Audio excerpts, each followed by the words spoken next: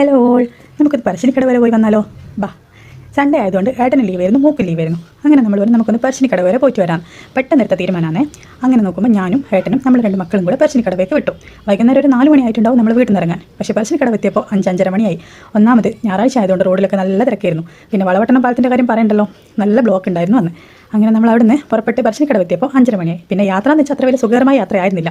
ഞാനും ഏട്ടൻ നല്ല മുട്ട വഴക്ക് കഴിഞ്ഞിട്ടായിരുന്നു വീട്ടിൽ നിന്ന് വന്നുകൊണ്ടിരുന്നത്. അത് പിന്നെ എവിടെ പോകാൻ ഇറങ്ങിയാലും ഞാനും ഏട്ടൻ വഴക്ക് കൂടിയിട്ടില്ല, എനിക്ക് എന്തോ സമാധാനമാകാത്ത പോലെയാണ്. നമ്മൾ എവിടെ പോകാൻ ഇറങ്ങിയാലും എന്നും വഴക്കായിരിക്കും. അപ്പോൾ നമ്മൾ വിഷയത്തിന് തെന്നി മാറി നമ്മളങ്ങനെ പറശ്ശിനിക്കടവ് എത്താനായി. ഇത് പറഞ്ഞ് അടികൂടി അവസാനം നമ്മൾ പറശ്ശിനിക്കടവ് എത്തി. പക്ഷേ സൺഡേ ആയതുകൊണ്ട് ഞാൻ വെച്ച് നല്ല തിരക്കായിരിക്കും. പക്ഷേ സാധാരണ കണ്ടുവരുന്ന ഞായറാഴ്ചകളെ പോലെയല്ല, ഇന്ന് വലിയ തിരക്കോ കാര്യങ്ങളൊന്നും അമ്പലത്തിലുണ്ടായിരുന്നില്ല. പിന്നെ മക്കളെയും കൂട്ടി പോയതുകൊണ്ട് സമാധാനത്തിൽ നമുക്ക് തിരക്കൊന്നും ഇല്ലാത്തതുകൊണ്ട് തൊഴുത് വരാൻ പറ്റി. പിന്നെ പറശ്ശിനിക്കടവിൻ്റെ ആംബിയൻസിനെ പറ്റി ആരോടും പറഞ്ഞു തരേണ്ട ആവശ്യമില്ലല്ലോ, പ്രത്യേകിച്ച് കണ്ണൂർക്കാരോട്. മുന്നേ തന്നെ പുഴയായി. ആ പുഴയിൽ കാലൊക്കെ കഴുകി നമ്മൾ മുത്തപ്പനെ കാണാൻ വേണ്ടി അമ്പലത്തിലേക്ക് കയറി.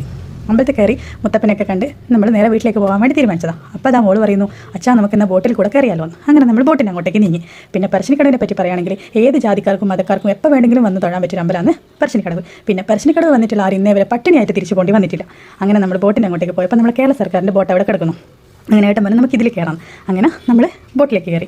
കുട്ടികളെയും കൊണ്ട് സേഫായിട്ട് പോയി വരാൻ പറ്റി. കാരണം അധികം സ്പീഡ് ബോട്ടല്ലാത്തതുകൊണ്ട് മക്കളെയും കൂട്ടി നമുക്ക് എൻജോയ് ചെയ്തിട്ട് നമ്മൾ അരമണിക്കൂറാണ് ബോട്ടിൻ്റെ ടൈം.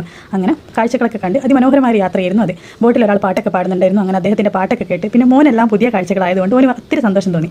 അങ്ങനെ ഏട്ടൻ്റെ ഒരു ഫ്രണ്ട് കൂടി ഉണ്ടായിരുന്നു ആ ബോട്ടിൽ. അങ്ങനെ അവരുമായിട്ടൊക്കെ നമ്മൾ കുറച്ച് സമയം സ്പെൻഡ് ചെയ്ത് ബോട്ടിൽ നിന്ന് നമ്മൾ പുറത്ത് നിന്ന് നമ്മൾ ബോട്ടിൻ്റെ ഉള്ളിലേക്ക് കയറിയിരുന്നു. അങ്ങനെ ബോട്ടിൽ വെറും 80 രൂപയെ നമുക്കായിട്ടുള്ളൂ. അരമണിക്കൂറാണ് നമ്മൾ യാത്ര ചെയ്തെങ്കിലും ബോട്ടിലെ യാത്ര അതിമനോഹരമായ യാത്രയായിരുന്നു. അങ്ങനെ നമ്മൾ ബോട്ടിൽ നിന്ന് ഇറങ്ങിയിട്ട് നേരെ അമ്പലത്തിൻ്റെ അങ്ങോട്ടേക്ക് നടന്നു. അങ്ങനെ നമുക്കായാലും ചെറുതിൽ മുതൽ പറശ്ശിനിക്കടവ് വരുമ്പോൾ ഒരു പ്രതീക്ഷയാണ്. വല്ല കളിപ്പാട്ടോ അല്ലെങ്കിൽ മാലയോ വളയോ ഇത് കിട്ടുമ്പോൾ ഒരു സന്തോഷമില്ലേ, അത് വേറെ തന്നെ ലെവലാണ്. അങ്ങനെ അത് കിട്ടുമ്പോൾ നമുക്ക് കിട്ടുന്നൊരു സന്തോഷം അത് നമ്മളെ മക്കളായാലും ആഗ്രഹിക്കുന്നുണ്ട്. അപ്പോൾ നമ്മൾ ആഗ്രഹിച്ച കാര്യം തന്നെയല്ലേ നമ്മുടെ മക്കളും ആഗ്രഹിക്കുക. അങ്ങനെ അത് കിട്ടിയപ്പോൾ രണ്ടാളും സന്തോഷം. അങ്ങനെ കളിപ്പാട്ടൊക്കെ വാങ്ങിച്ച് നമ്മൾ വീട്ടിലേക്ക് തിരിച്ചു. അപ്പോൾ tata bye bye, see U.